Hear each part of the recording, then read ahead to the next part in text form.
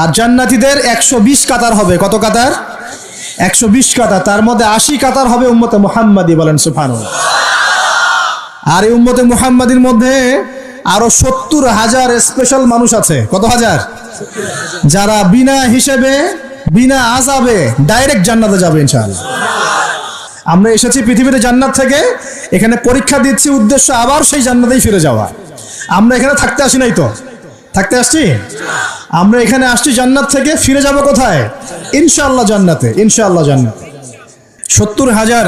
তবে অন্য একটা হাদিসে আসছে যে প্রত্যেক হাজারের সাথে আরো 70,000। তবে শর্ত কঠিন। কিরকম শর্ত? সাহাবীরা বসে ডিসকাস করছেন কে হতে পারে তারা।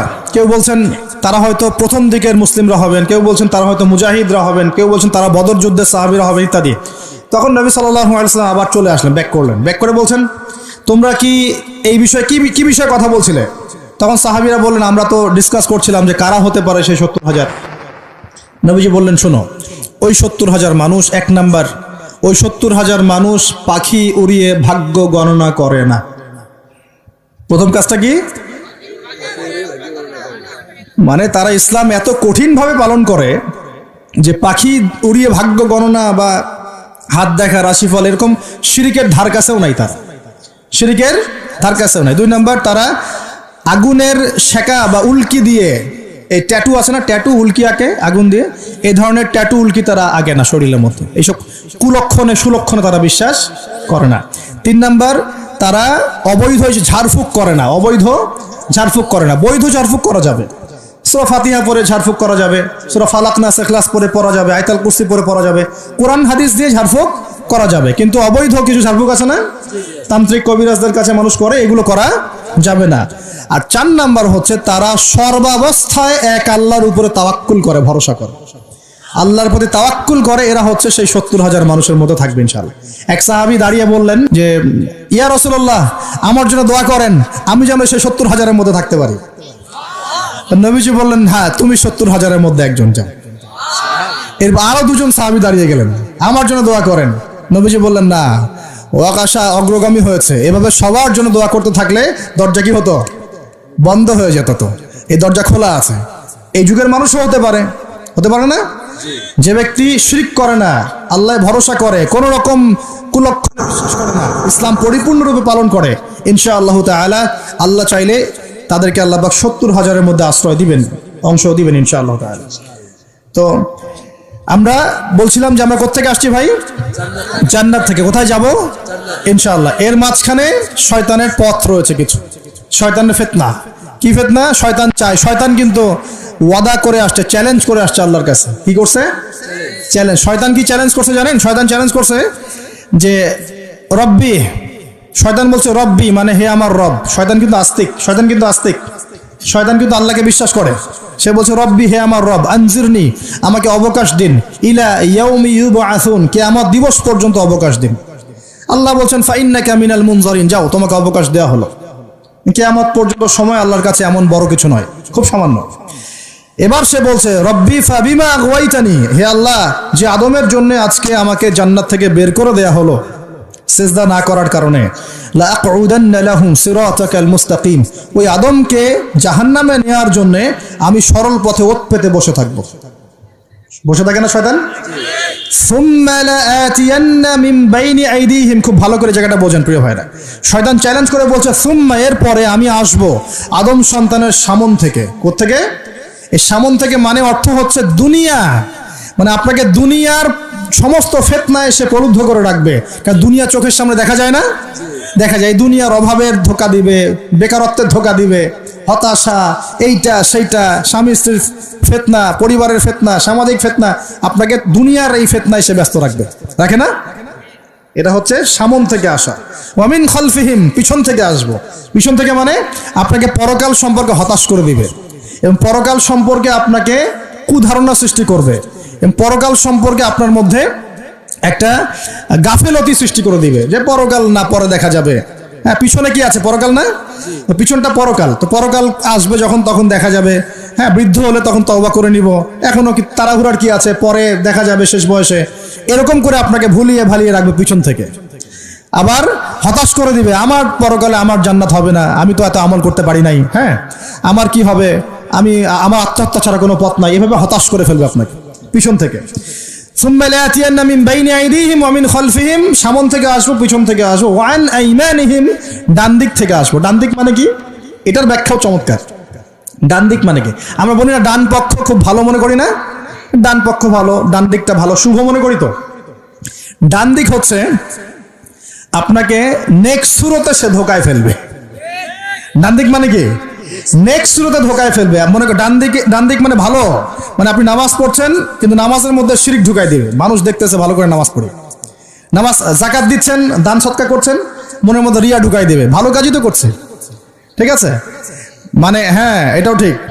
ওই যে হালাল প্রেমের দিকে উদ্বুদ্ধ করার চেষ্টা করবে, ডান নেক্সট সুরতে ধোকা, নেক্সট সুরতে, হ্যাঁ নেক্সট মানে আলেম হয়েছে মানুষ, সবাই একদম বড় বক্তা আলেম সব বলছে, মনের মধ্যে অহংকার, নেক্সট সুরতে ধোকা, ঠিক আছে। বা মনে হচ্ছে যে এক ভাইয়ের গীবত তহমত সমালোচনা করাকে সে দিনের পথে সংগ্রাম মনে করছে, নেক্সট সুরতে ধোকা।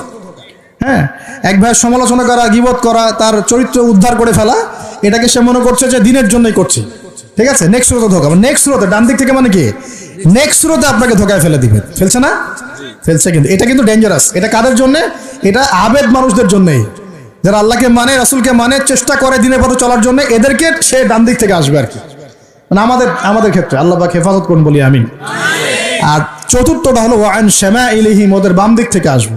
এটা কেমন? এটা হচ্ছে ফাসেক জালেম শ্রেণীর মানুষ যারা, তাদের সামনে মদ, জুয়া, জেনা সবকিছু উন্মুক্ত করে দিবে, এগুলোর পিছনে ছোট এখন। তো এইভাবে চতুর্দিক থেকে শয়তান আসবে এবং বলবে, আল্লাহকে বলেছে ওয়ালা তাজিদু আকসারাহুম শাকিরিন, আল্লাহ আপনি বেশিরভাগ আদম সন্তানকেই শুকরগুজার পাবেন না। এটা কি বাস্তব না? এখন বেশিরভাগ মুসলিম নামাজ পড়ে না? পড়ে না? বেশিরভাগ মুসলিম যাকাত দেয় কি দেয় না? রমজান মাস আসছে দেখবেন বেশিরভাগই অনেকেই রোজা রাখবে না, আছে না? রমজান মাসে মানুষ বেপরদায় চলছে না? রোজা রেখেও মানুষ মাপে কম দিবে না? নামাজ পড়েও সুদ খাচ্ছে না? মানে বেশিরভাগ মানুষ কিন্তু সত্যি সত্যি আল্লাহর পথে নাই। এই পৃথিবীতে বেশিরভাগ মানুষ বলছে আল্লাহর সন্তান আছে, নাউজুবিল্লাহ। খ্রিস্টানরা বলছে না আল্লাহর সন্তান আছে? তো বেশিরভাগ মানুষকে আমি পথভ্রষ্ট করে ছাড়বো, শয়তান কিন্তু বলে গেছে, এবং সেটা কিন্তু বাস্তব হচ্ছেও। আল্লাহ পাক অন্য সূরায় বলেছেন ওয়া কালিলুম মিন ইবাদিয়াশ শাকুর, আমার শুকরগুজার বান্দা খুব কম হবে। কি হবে? কম হবে। হাদিসের মধ্যেও আসছে যে তোমরা ৭৩ দলে ভাগ হয়ে যাবে। কত দল? তার মধ্যে একটা মাত্র দল জান্নাতে যাবে। কয়টা দল? মা আনা আলাইহি ওয়া আসহাবি, আমি যার উপরে আছি, আমার সাহাবীরা যার উপরে আছেন। তো বুঝতে পারছি যে জাহান্নামে বেশিরভাগ মানুষই যাবে, অল্প মানুষই জান্নাতে যাবে। তবে জান্নাতীদের মধ্যে বেশিরভাগ হবে উম্মতে মুহাম্মাদের মতে ইনশাআল্লাহ তাআলা। আর তবে সুসংবাদ আছে। সুসংবাদ কি? আল্লাহ রাব্বুল আলামিন আমাদের নবীজিকে একটা ওয়াদা করেছেন, এটা গিফট, হাদিয়া দিয়েছেন। কিরকম হাদিয়া? আমাদের নবীজিকে আল্লাহ পাক বলেছেন, হে মুহাম্মদ সাল্লাল্লাহু আলাইহি ওয়াসাল্লাম, তোমার উম্মতের মধ্যে কোনো ব্যক্তি যদি আসমান জমিনের সমান গুনাহ করে কিন্তু তার আমল নামায় শিরকের কোনো পাপ থাকে না, শিরকের কোনো গুনাহ নাই, আমি তার সামনে আসমান জমিন সমান ক্ষমা নিয়ে হাজির হব ইনশাআল্লাহ। মানে যে ব্যক্তি লা ইলাহা ইল্লাল্লাহ মন থেকে পড়েছে, আমল করার চেষ্টা করেছে, শিরক থেকে বেঁচে থাকার চেষ্টা করেছে, ইনশাআল্লাহ একদিন না একদিন সে জান্নাতে যাবেই যাবে ইনশাআল্লাহ। এটা তো খুশির কথা আমাদের জন্য। আল্লাহ পাক আমাদেরকে তাওহীদপন্থী বানাক এবং শিরক থেকে বাঁচিয়ে রাখুন, দোয়া করি।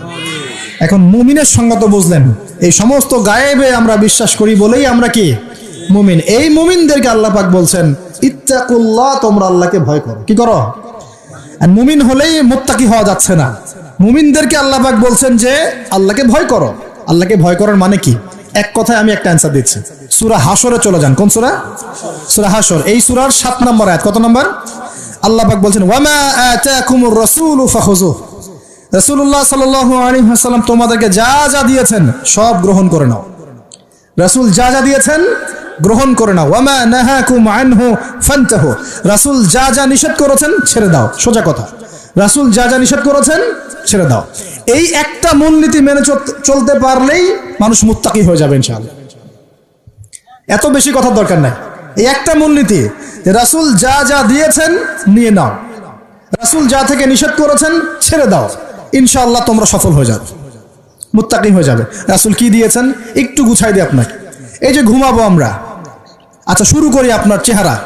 রাসূল কি আমাদেরকে ক্লিন শেভ চেহারা দিয়েছেন?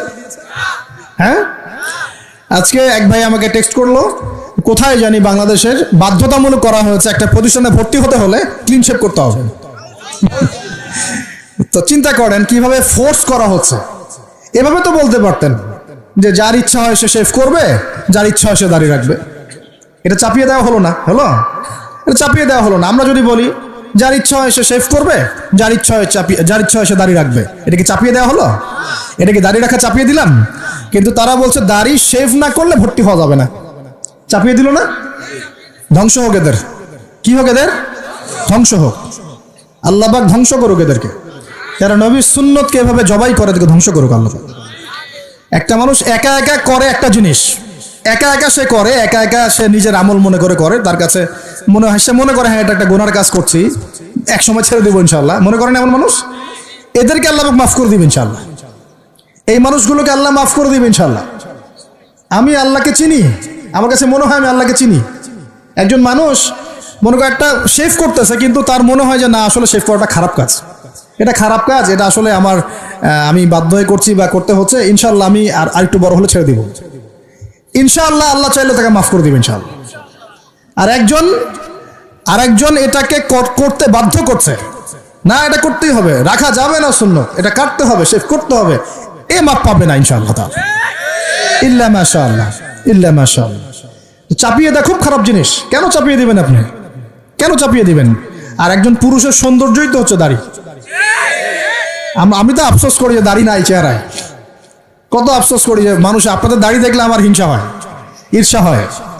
এটা ঈর্ষা, হিংসা না, এটা কি ঈর্ষা। গাল ভর্তি দাড়ি থাকবে, দেখে কত চমৎকার লাগে, মাশাআল্লাহ। আমাদের নবী সাল্লাল্লাহু আলাইহি ওয়াসাল্লামের চেয়ে কোনো হ্যান্ডসাম পুরুষ আছে? ছিল কখনো?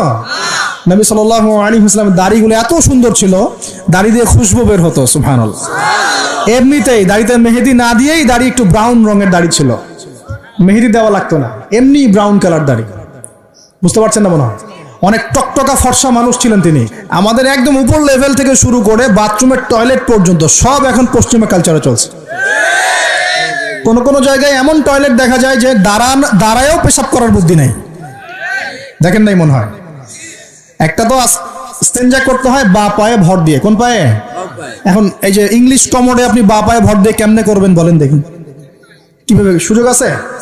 আর পাবলিক টয়লেট যদি হয় তাহলে ওটাতে বসলে কাপড় এগুলো পাক থাকবে, ওটাতে নামাজ হবে? চিন্তা করেন তো, এটা সূচিবায়ু হয় না? আচ্ছা, সব জায়গায় পশ্চিমা সভ্যতা ঢুকে গেছে এখন, সব জায়গায়, বাথরুম থেকে শুরু করে একদম ওই বিশ্ব পরিচালনা পর্যন্ত সব ওদের শূন্যতা চলছে।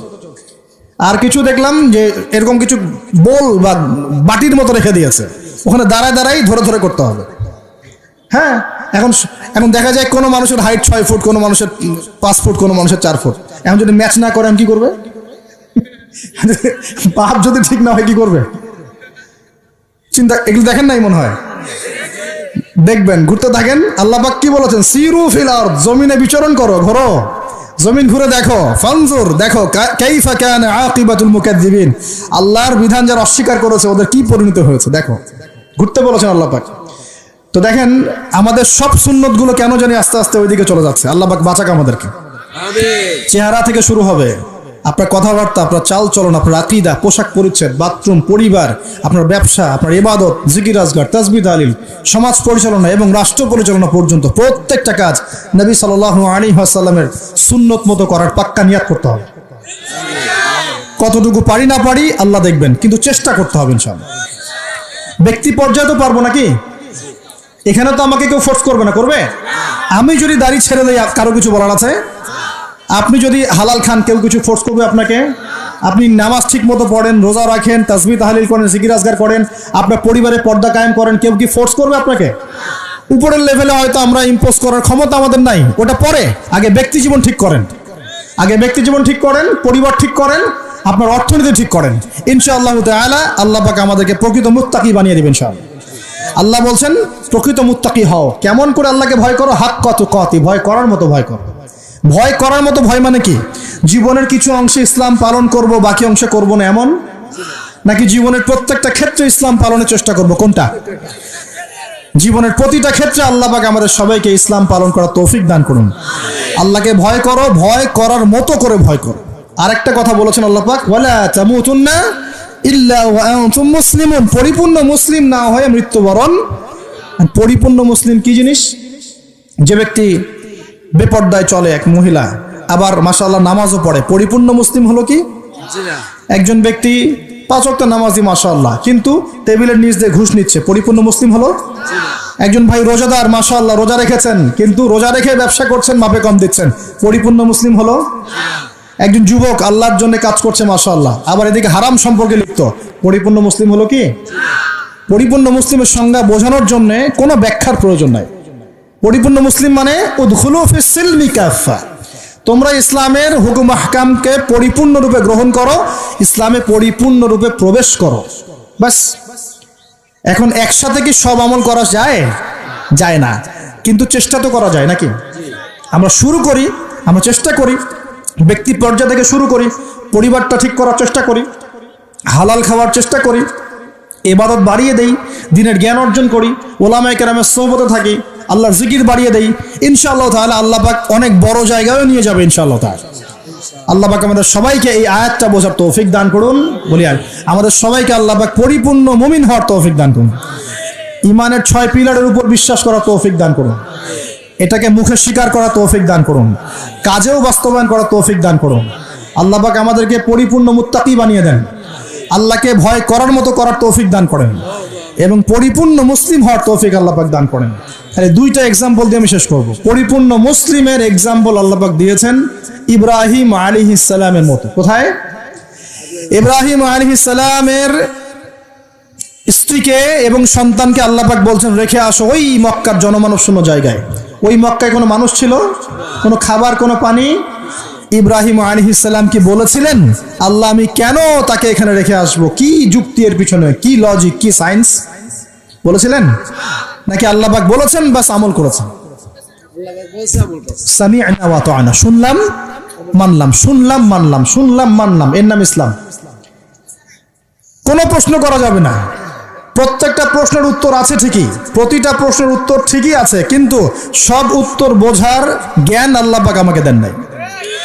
নামাজ যে আল্লাহ পাক পড়তে বলেছেন, নামাজ পড়লে আমরা পরকালে জান্নাতে যাব ইনশাআল্লাহ, ইনশাআল্লাহ নামাজ পড়ার মধ্য দিয়ে আমাদের সমাজের ঐক্য হবে, ইত্যাদি অনেক ব্যাপার আছে।